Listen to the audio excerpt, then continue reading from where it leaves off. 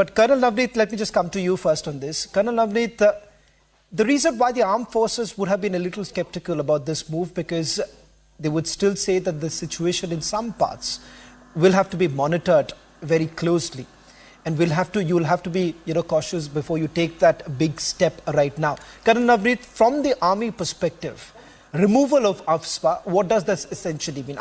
Is it an admission that yes, things are normal, now you can hand it over to the Jammu and Kashmir police, they can handle it well? Thank you, Shawan. Good evening and Jai Hind to all my senior colleagues here, the panelists. I was there, so I can comment on it. I'll begin with from where the idea of Bharat has started, from the Constitution. In the Schedule 7, the Union list first entry is the defense of India, and therefore, when we say defense of India, it means the defense of the states, the Union territories as well. And it is incumbent, and the government, the parliament, the Union government is obligated to ensure the defense of India, and Indian armed forces play a big role in it. Having said that, there is another provision in our constitution which says that there has to be some fundamental rights which are to be given to the citizens. We talk about Article 21, life and personal liberty.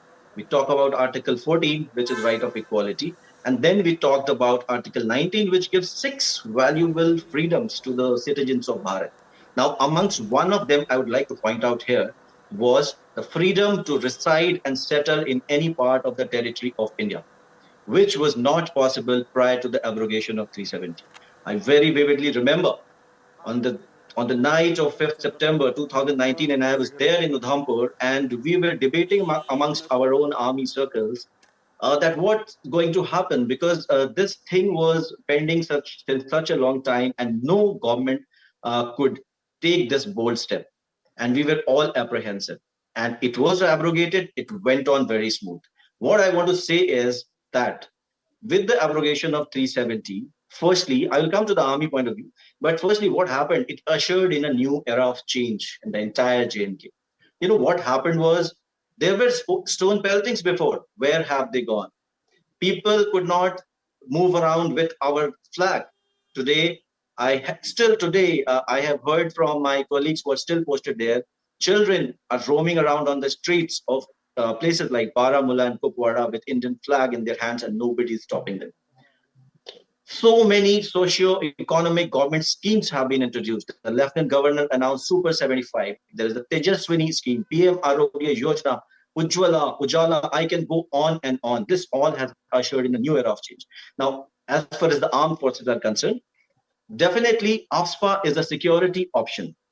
It is, no doubt. And when there is a decision which will be taken by the union government, I would say that it has to be nuanced and debated well with the security forces who are in charge there. But definitely the security situation has improved. The money laundering has stopped. The terror art obviously keeps shifting. From Kashmir, we have seen it shifting to Poonch and Rajouri areas. And I'll come to that after you take the opinion of the other colleagues. Right. Colonel Navneet, because you've given a snapshot of what's the current situation, but it seems that it's something very difficult that the political parties aren't being able to digest.